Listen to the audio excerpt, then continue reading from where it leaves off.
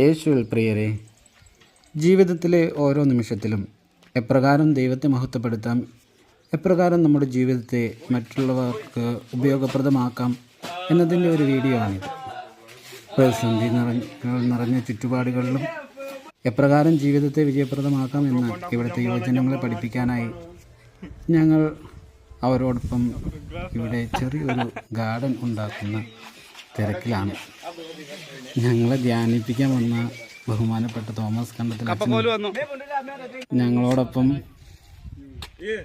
Garden പണിയിൽ സഹായിച്ചുകൊണ്ട് ഞങ്ങൾക്കൊരു പ്രചോദനമായി. എല്ലാവരും നല്ല സന്തോഷത്തിലായിരുന്നു. ചിലർ കോല് വെട്ടുന്നതിലും, ചിലർ കപ്പയ്ക്ക് കൂമ്പല് കുത്തുന്നതിലും,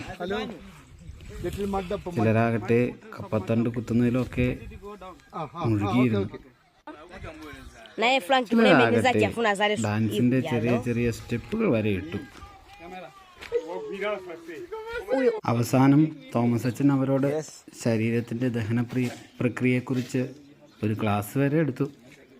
എന്തെല്ലാം കാര്യങ്ങളാണ് ഒരു ഗാർഡൻ പണിയിൽ നടക്കുന്നത്. ഒരു നല്ല ഭംഗിയുള്ള സന്ധ്യാസമയമായിരുന്നു. എല്ലാവർക്കും സന്തോഷമായി. പുതിയ പുതിയ വാഴത്തൈകളൊക്കെ ഞങ്ങൾ കൊണ്ടുവന്നു.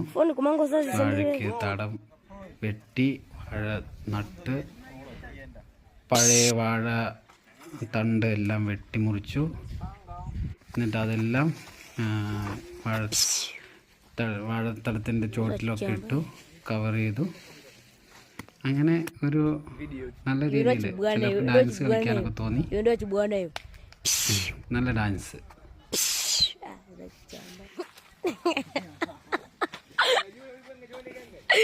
ഞങ്ങളുടെ പണി അന്നത്തെ ദിവസം വളരെ സന്തോഷത്തോടു കൂടി കടന്നുപോയി. ക്യാമറമാനായിരുന്നത് ഞങ്ങളുടെ ഗാറ്റീസിൻ്റെ മകൻ ഇമാനുവലാണ്. അതാണ് ഇമാനുവൽ. പിന്നെ കപ്പയൊക്കെ നട്ട് കഴിഞ്ഞിട്ട് അച്ഛൻ അതിന് വെള്ളമൊഴിച്ചു.